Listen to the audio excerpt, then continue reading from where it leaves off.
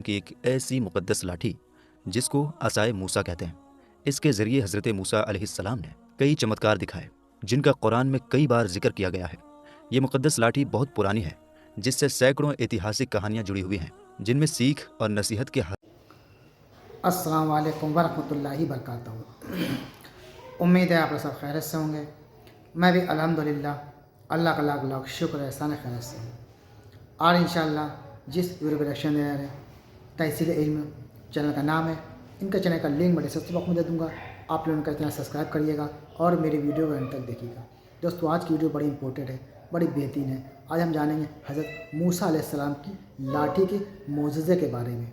दोस्तों हज़रत मूसा अलैहिस्सलाम की जो लाठी थी उसकी तमाम करामातें हैं। अल्लाह ताला ने तमाम मोजज़ात उस लाठी के ज़रिए से पूरी कौम को दिखाएं।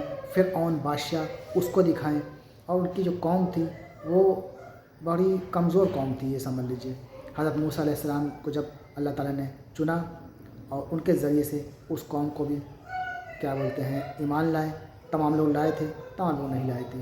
तो ये पूरी बयान पूरा वीडियो दोस्तों मुकम्मल वीडियो हज़रत मूसा अलैहिस्सलाम और उनकी कौम और उनकी लाठी के जो चमत्कार कह लीजिए, मोज़ज़ा कह लीजिए, ये तब जो है इस वीडियो के ज़रिए से हम जानेंगे दोस्तों। तो वीडियो को आप लोग एंड तक ज़रूर देखिएगा। बड़ी बेहतरीन वीडियो है हज़रत मूसा अलैहिस्सलाम की और बड़ी अच्छी वीडियो है ये।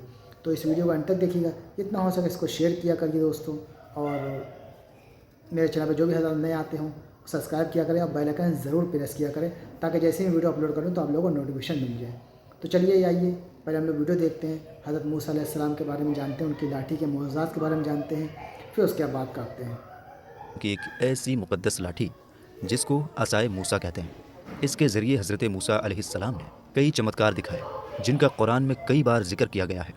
ये मुक़द्दस लाठी बहुत पुरानी है जिससे सैकड़ों ऐतिहासिक कहानियाँ जुड़ी हुई हैं जिनमें सीख और नसीहत के हज़ारों सबक ऐसे हैं जैसे चमकते हुए तारे जिनसे समझदार लोगों को समझ और सही रास्ते की रोशनी मिलती है। ये लाठी हज़रत मूसा अलैहिस्सलाम के कद यानी हाइट के बराबर 10 हाथ लंबी थी। इसके ऊपर 2 शाखें थीं जो रात में मशाल की तरह रोशनी देने लगती थी। ये जन्नत के दरख्त पीलू की लकड़ी से बनाई गई थी और इसको हज़रत आदम अलैहिस्सलाम जन्नत से अपने साथ लाए थे। चुनांचे हज़रत सैयद अली उजहूरी अलैहिर्रहमा ने फरमाया कि जिसका तर्जुमा है हज़रत आदम अलैहिस्सलाम के साथ ऊद खुशबूदार लकड़ी, हज़रत मूसा अलैहिस्सलाम का असा जो इज़्ज़त वाली पीलू की लकड़ी का था, अंजीर की पत्तियाँ, हजर असवद जो मक्का शरीफ में है और नबी मुअज़्ज़म हज़रत सुलेमान अलैहिस्सलाम की अंगूठी, ये पाँचों चीज़ें जन्नत से उतारी गई। हज़रत आदम अलैहिस्सलाम के बाद ये मुक़द्दस लाठी एक के बाद एक अंबिया इकराम अलैहिमुस्सलाम को विरासत में मिलती रही, यहाँ तक कि हज़रत शुएब अलैहिस्सलाम को मिली जो कौम मदियन के नबी थे। जब हज़रत मूसा अलैहिस्सलाम मिस्र से हिजरत करके मदियन पहुँचे तो हज़रत शुएब अलैहिस्सलाम ने अपनी बेटी हज़रत बीबी सफ़ूरा रज़ियल्लाहु ताला अन्हा का निकाह आपसे कर दिया। आप 10 साल तक हज़रत शुएब अलैहिस्सलाम की खिदमत में रहे और उनकी बकरियां चराते रहे। उस वक्त अल्लाह ताला के हुक्म के मुताबिक हज़रत शुएब अलैहिस्सलाम ने आपको ये मुक़द्दस लाठी अता की। फिर जब आप अपनी बीवी को साथ लेकर मदियन से मिस्र अपने वतन की तरफ रवाना हुए और मुक़द्दस वादी तूवा में पहुँचे तो अल्लाह ताला ने अपनी तजल्ली से आपको नवाजा और आपको नबूवत पैगम्बरी का ऊंचा मकाम अता किया। उस वक्त अल्लाह ताला ने आपसे जिस तरह कलाम फरमाया कुरान मजीद ने उसको इस तरह बयान फरमाया कि जिसका तर्जुमा है, और ये तेरे दाहिने हाथ में क्या है ऐ मूसा? अर्ज़ की ये मेरा असा है, मैं इस पर तकिया टेक व सहारा लगाता हूँ और इससे अपनी बकरियों पर पत्ते झाड़ता हूँ और मेरे इसमें और काम हैं।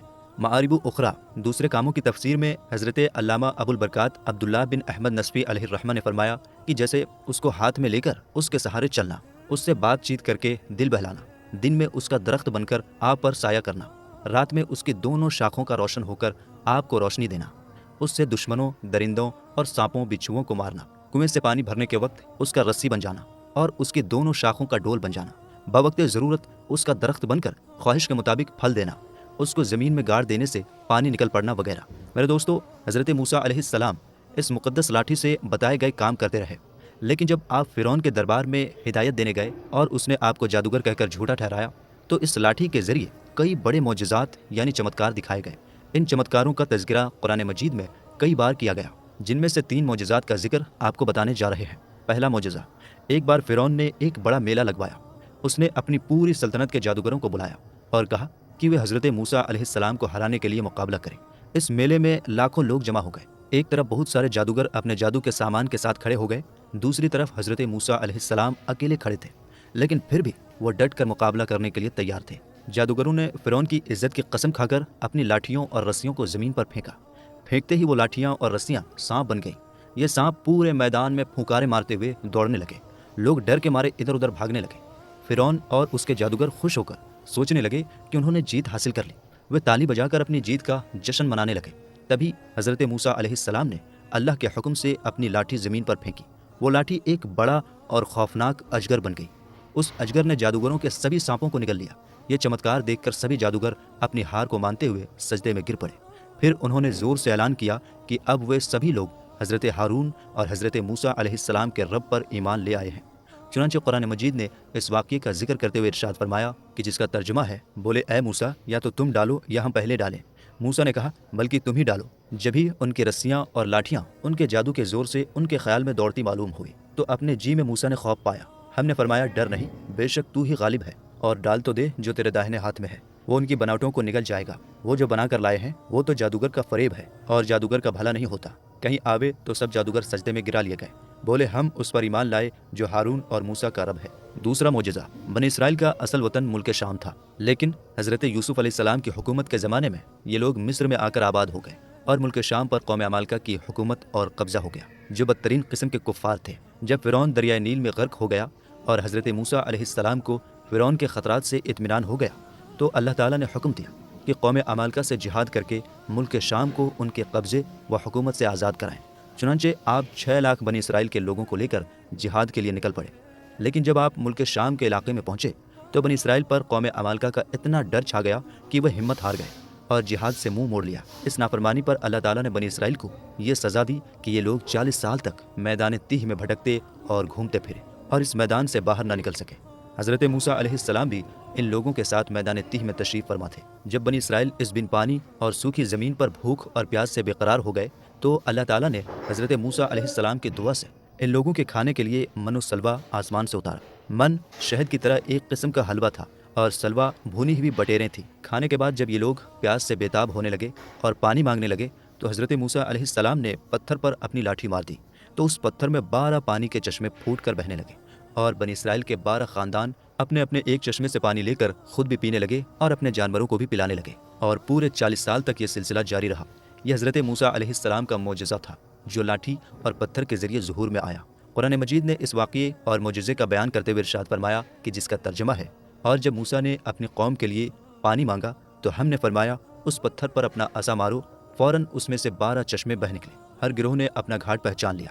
تیسرا معجزہ، حضرت موسیٰ علیہ السلام لمبے وقت تک فرعون کو ہدایت دیتے رہے اور اسے معجزات دکھاتے رہے، لیکن فرعون نے حق کو قبول نہیں کیا۔ اس کے بجائے اس کی شرارت اور ضد بڑھتی گئی، اور کیونکہ بنی اسرائیل نے اس کی خدائی کو تسلیم نہیں کیا اس لیے اس نے ان پر بہت زیادہ اتیاچار اور ظلم کیا۔ اس دوران میں ایک دم حضرت موسیٰ علیہ السلام پر وحی اتری کہ آپ اپنی قوم بنی اسرائیل کو اپنے ساتھ لے کر رات میں مصر سے ہجرت کر جائیں۔ چنانچہ حضرت موسیٰ علیہ السلام بنی اسرائیل کو ساتھ لے کر رات میں مصر سے روانہ ہو گئے۔ جب فرعون کو پتہ چلا تو وہ بھی اپنے لشکروں کو ساتھ لے کر بنی اسرائیل کی گرفتاری کے لیے چل پڑا۔ جب دونوں لشکر ایک دوسرے کے قریب ہو گئے تو بنی اسرائیل فرعون کے خوف سے چیخ پڑے کہ اب تو ہم فرعون کے ہاتھوں گرفتار ہو جائیں گے، اور بنی اسرائیل کی پوزیشن بہت نازک ہو گئی کیونکہ ان کے پیچھے فرعون کا خوخار لشکر تھا اور آگے موجیں مارتا ہوا دریا تھا۔ اس پریشانی کے عالم میں حضرت موسیٰ علیہ السلام اطمینان تھے اور بنی اسرائیل کو تسلی دے رہے تھے۔ جب دریا کے پاس پہنچ گئے تو اللہ تعالیٰ نے حضرت موسیٰ علیہ السلام کو حکم فرمایا کہ تم اپنی لاٹھی دریا پر مار دو۔ چنانچہ جو ہی آپ نے دریا پر لاٹھی ماری تو فوراً ہی دریا میں 12 سڑکیں بن گئیں، اور بنی اسرائیل ان سڑکوں پر چل کر سلامتی کے ساتھ دریا سے پار نکل گئے۔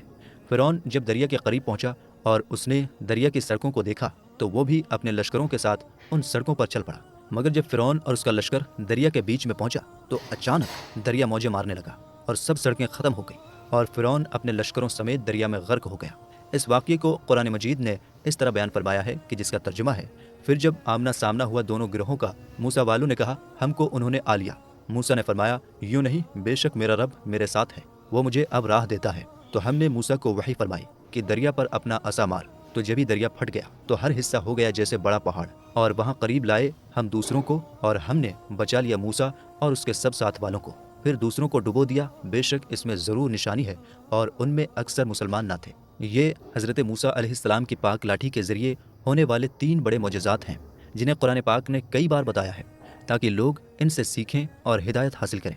واللہ تعالی عالم۔ دوڑنے والا پتھر یہ 1 ہاتھ لمبا اور 1 ہاتھ چوڑا چوکور پتھر تھا جو ہمیشہ حضرت موسیٰ علیہ السلام کے جھولے میں رہتا تھا۔ اس پاک پتھر کے ذریعے حضرت موسیٰ علیہ السلام کے 2 چمتکار دکھائی دیے جن کا ذکر قرآن میں بھی کیا گیا ہے۔ پہلا معجزہ، اس پتھر کا پہلا عجیب کارنامہ جو اصل میں حضرت موسیٰ علیہ السلام کا معجزہ تھا، وہ اس پتھر کا سمجھداری سے لمبی دوڑنا ہے، اور یہی معجزہ اس پتھر کے ملنے کی تاریخ ہے۔ اس کا پورا واقعہ یہ ہے کہ بنی اسرائیل کا یہ عام طریقہ تھا کہ وہ بالکل ننگے ہو کر لوگوں کے بیچ نہاتے تھے، مگر حضرت موسیٰ علیہ السلام اسی قوم کے ایک فرد تھے اور اسی ماحول میں پلے بڑھے تھے، لیکن اللہ نے انہیں نبوت اور رسالت کی بہت بڑی عزت بخشی تھی، اس لیے ان کی نبوت کی شان اس طرح کی بے حیائی کو بھلا کیسے گوارا کر سکتی تھی۔